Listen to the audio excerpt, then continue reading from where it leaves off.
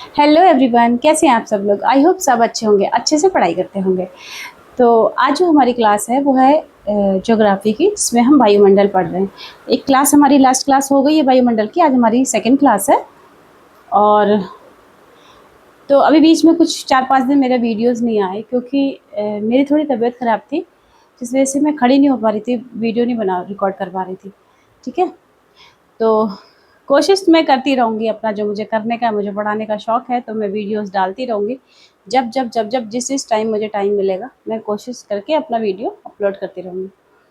तो आज जो हमारी क्लास है वो है वायुमंडल की, और वायुमंडल में हम जो पढ़ चुके हैं कि वायुमंडल क्या होता है, वायुमंडल में किस प्रकार की परत पाई जाती हैं, कौन कौन सी परत में क्या क्या चीज़ें होती हैं, कितनी कितनी ऊंचाई पे कौन कौन सी परत है, वायुमंडल हमारे लिए कितना उपयोगी है ना। ये सारी चीज़ें हम पढ़ चुके हैं।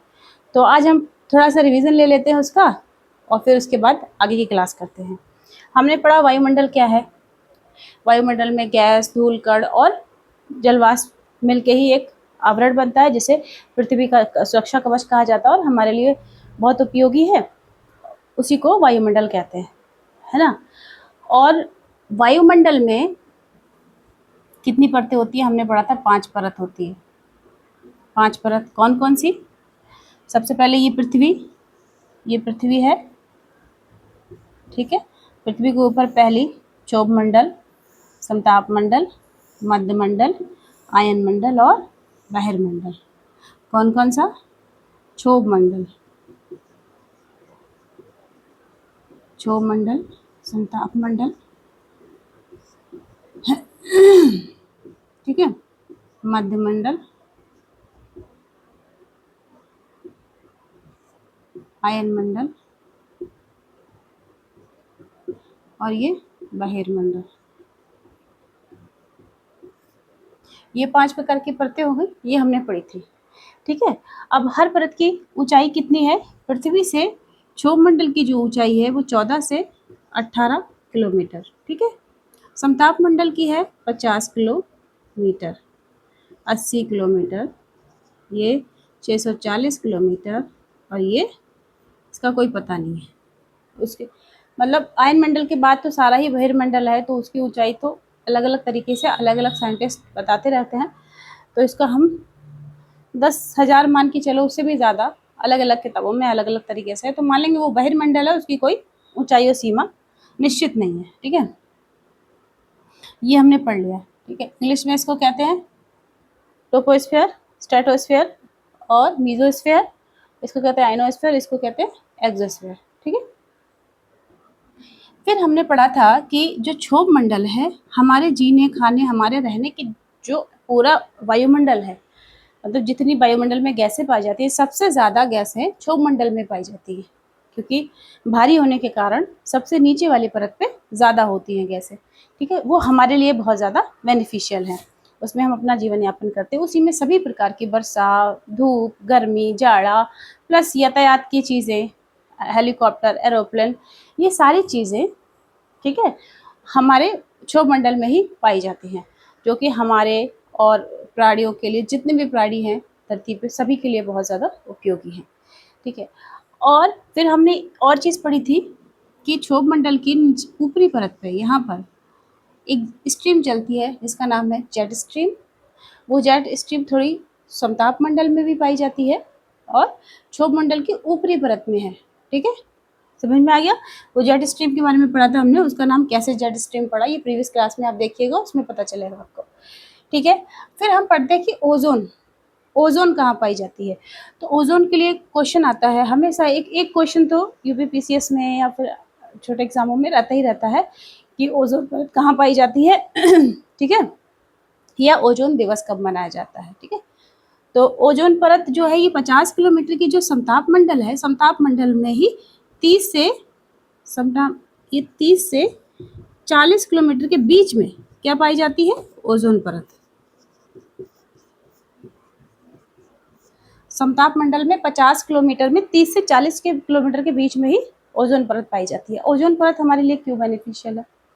ओजोन परत हमारे लिए जैसे वायुमंडल पूरी धरती के लिए आवरण है, ओजोन परत वैसे ही पूरी धरती पे एक सुरक्षा कवच की तरह है, वो भी एक सुरक्षा कवच है, हानिकारक किरणों को नीचे नहीं आने देता है, ठीक है। सूर्य की जो हानिकारक अल्ट्रावेव किरणें निकलती हैं उनको क्या हमारे तक नहीं पहुंचने देता है। तो ये वायुमंडल का भी कमाल है, वायुमंडल में जो मतलब ओजोन परत है उसका भी कमाल है, ठीक है। अगर मान लो वायुमंडल रहता है, ओजोन परत हट जाती है तो भी बहुत ज़्यादा नुकसान है हमें, ठीक है। तो ये एक होता है कि पूरा घेरा, और घेरे के अंदर एक छन छन के एक चीज़ और भी खूबसूरत कि हमने ओजोन परत को बना दिया है कि वायुमंडल में मान लो कोई चीज़ गलती से चली भी गई पर ओजोन परत आपको बचा लेगी कुछ जहरीली किरणों से, ठीक है। फिर हमने पढ़ा था कि मध्य मंडल जो है वो सबसे ज़्यादा कोल्ड होता है, सबसे ज़्यादा ठंडा होता है। मध्य मंडल सबसे ज़्यादा ठंडा होता है। और आयन मंडल में क्या है, अब इसके आगे हम पढ़ लेते हैं। ये जो आयन मंडल है, ये जो आयन मंडल है ये क्या है, यहाँ पर बहुत सारी कॉस्मिक वेव पाई जाती है। कॉस्मिक वेव मतलब बहुत खतरनाक हानिकारक किरणें पाई जाती है। वो क्यों ऑटोमेटिक पाई जाती है, और इसकी जो मोटाई ऊंचाई है कितनी है, 640 किलोमीटर, ठीक है। अब यहाँ पर कॉस्मिक किरणों के साथ साथ रेडियो वेव भी पाई जाती है।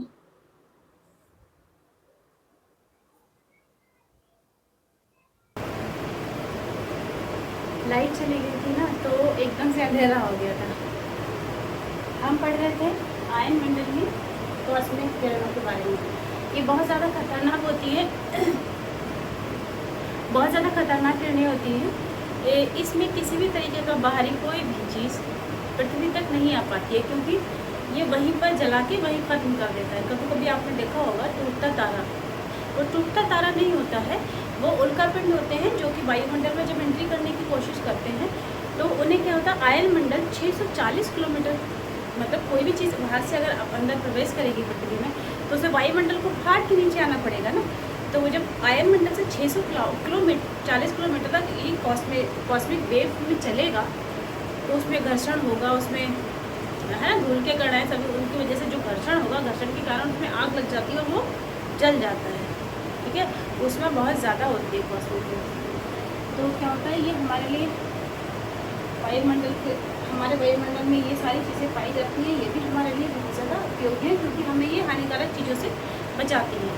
जैसे और भी ग्रह हमने पढ़े थे, है ना, शुक्र ग्रह या चंद्रमा, जितने भी ग्रह उपग्रह पढ़े थे उनमें पढ़ा था कि वायुमंडल नहीं होता है तो क्या होता है, उल्कापिंड धा के गिरते हैं वहीं पर, और वहाँ कोई जीवन यापन संभव नहीं है। लेकिन हमारी पृथ्वी पे हमारा वायुमंडल हमें किस तरीके से सुरक्षा प्रदान करता है कि किसी भी तरीके की कोई भी चीज़ हमारे तक नहीं आ पाती है। जैसे हमने सूर्य ज्वाला के बारे में पढ़ा था, है ना, ज्वाला के बारे में पढ़ा था कि वो सूर्य से निकलती है और फिर वो पृथ्वी की तरफ जब आती है तो उसकी कुछ ऐसी हानिकारक ज्वाला है जो पूरी तरीके से पृथ्वी पर नहीं आ पाती है। कुछ ज्वाला को वहीं के वहीं परिवर्तित कर दिया जाता है वायुमंडल के द्वारा, जिसमें हमने पढ़ा था कि ऑस्ट्रेलिस बोरियोलिस के बारे में पढ़ा था ना, ऑस्ट्रेलिस और बोरियोलिस के बारे में पढ़ा था कि वो जो मतलब एकदम से नीली, हरी, पीली, लाल कलर की हमें लाइट दिखाई देती है सूर्य की जो ऊर्जा से हमें धरती पे आने के बाद, वो किस में, यहीं पर जब टकरा के आयनमंडल में आके तो यहीं पर से हमें वायुमंडल में वो दिखाई देती है। कहीं कहीं ऊँचे ऊँचे एरिया में देखो, लेह लद्दाख में जाके देखोगे तो आपको दिखाई देगी, या किसी बाहर की कंट्रीज में जाके देखोगे तो आपको वो चीज़ दिखाई देगी, रंग बिरंगी लाइट होती है, ठीक है, उसे सूर्य ज्वाला ही कहते हैं। तो वो किन के कारण होती है, हमारे वायुमंडल के कारण। हमें पूरी तरीके से पृथ्वी पर नहीं आने दिया जाता और वही रिफ्लेक्ट करके वापस कर दिया जाता है, और वहीं पर जो धूलकण है, जो जलवाष्प है, धूलकण आपस में टकरा के जिस तरीके से उसके साथ क्रिया करते हैं तो वो क्या होता है, वहाँ लाइट प्रकाश और भी रंग बिरंगा हो जाता है। तो ये तो हो गया हमारा आयनमंडल। अब आयनमंडल में जैसे कोई भी चीज़ है, यहाँ से तो हम अंतरिक्ष हो गया, मान लो यहाँ से मध्यमंडल के बाद से समझ लो अंतरिक्ष मान लिया जाता है कि अंतरिक्ष शुरू हो गया।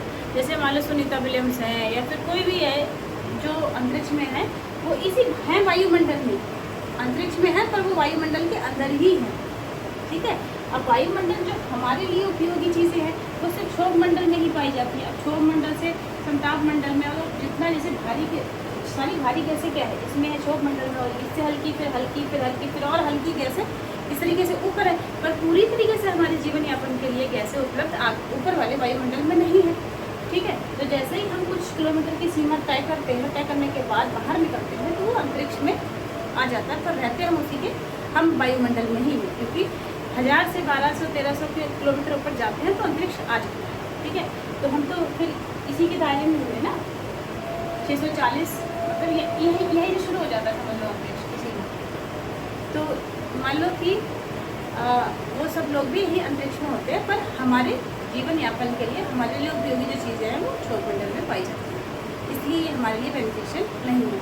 क्योंकि मध्यमंडल बहुत ज़्यादा ठंडा, वो भी हमारे लिए बहुत ज़्यादा उपयोगी नहीं है।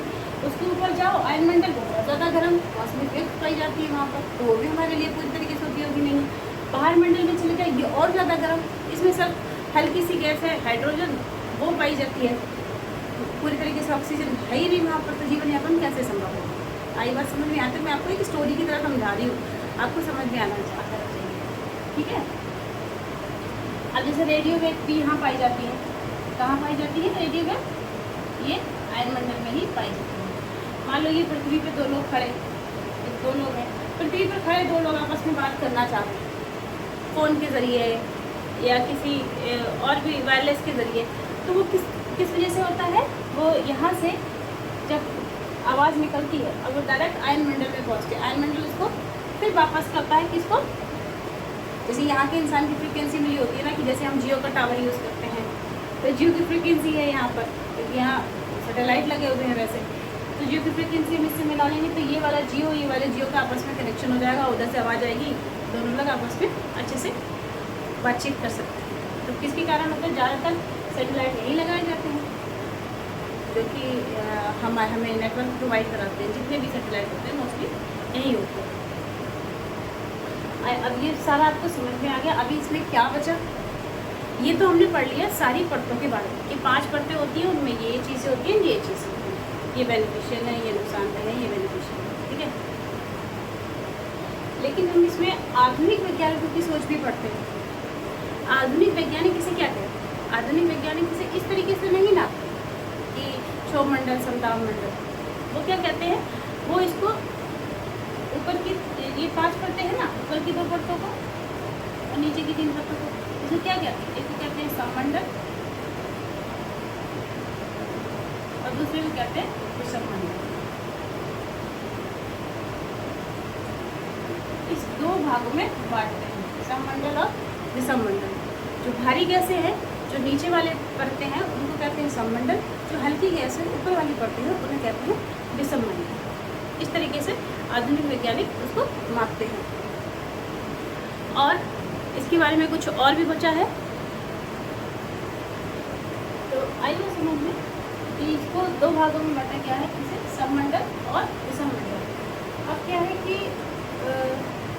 जो ये ऊपर की 2 परतें हैं, बहिर्मंडल और आयनमंडल, ठीक है, ये बहुत ज़्यादा गर्म है।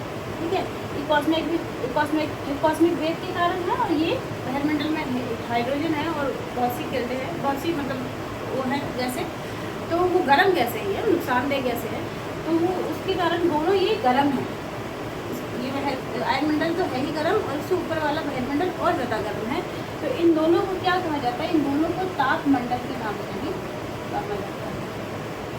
क्वेश्चन क्या आ सकता है कि कौन सी 2 परतों को तापमंडल के नाम से जाना जाता है? तो वो 2 परतें कौन सी है? आयनमंडल और बहिर्मंडल। ठीक है, आगे बात समझ में? या ये कह सकते हैं, ये भी क्वेश्चन पूछ सकते हैं, तापमंडल किन्हें कहा जाता है? तो ऑप्शन में दे सकते हैं बहिर्मंडल, आयनमंडल, सारी परतों के नाम दे सकते हैं, और आपको A B C इस तरीके से छाटने के लिए दे सकते हैं, तो आपको ये समझ में आएगा।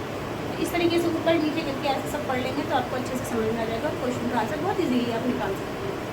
ठीक है, और हमने पढ़ा दिया कि कहाँ ओजोन परत पाई जाती है। ओजोन का 16 सितंबर को क्या मनाया जाता है? ओजोन दिवस। ओजोन दिवस मनाया जाता है 16 सितंबर। ठीक है, अब जो बचा हमारे पास पढ़ने के लिए, इसमें हमारे वायुमंडल में हमने पढ़ा था कि जैसे ये जो यहाँ धरती से इसकी ऊंचाई है, समुद्र तल से इसकी ऊंचाई है 14 से 18 किलोमीटर। समुद्र तल से ही इसकी सौताप मंडल की ऊंचाई है 50 किलोमीटर। ऐसे ही ऊपर ऊपर ऊपर ऊपर जाते जाते, तो जैसे क्या है कि भारी ऊर्जा नीचे, भारी मतलब गैस है नीचे, हल्की हल्की उससे हल्की ऊपर, ऐसे इस तरीके से हो रहा है ना।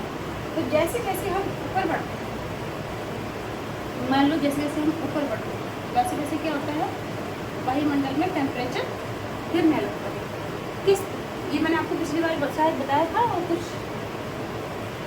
मुझे याद नहीं कि बताया था कि नहीं बताया था, कि 160 से 65 मीटर जाने पर, मीटर की जगह किलोमीटर बता दिया था क्या मैं, अभी किलोमीटर मीटर में बहुत कंफ्यूजन होती है। मीटर ऊपर जाने पर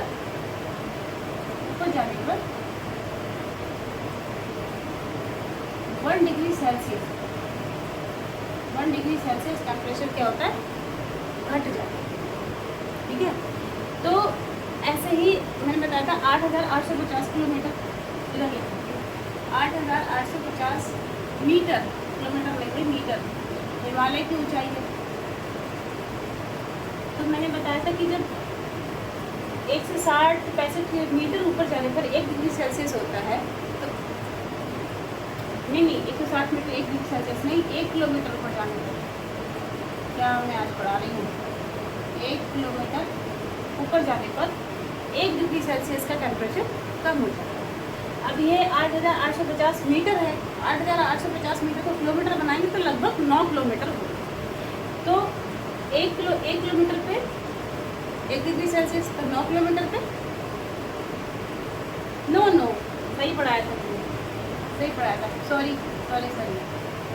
160 से 65 मीटर पे 1 डिग्री सेल्सियस, तो 1 किलोमीटर पे लगभग 5 डिग्री सेल्सियस, 5 से 6 डिग्री सेल्सियस का टेम्परेचर कम हो जाता है। Sorry, I am so sorry, मैंने ही गलत पढ़ा दिया कि 160 से 65 के बीच जो मीटर होते हैं उसको उतना ऊपर जाओगे तो ये 1 डिग्री सेल्सियस का टेम्परेचर कम हो जाएगा। अगर 1 किलोमीटर ऊपर तक चले जाते हो तो 5 से 6 डिग्री सेल्सियस का टेम्परेचर कम हो जाता है।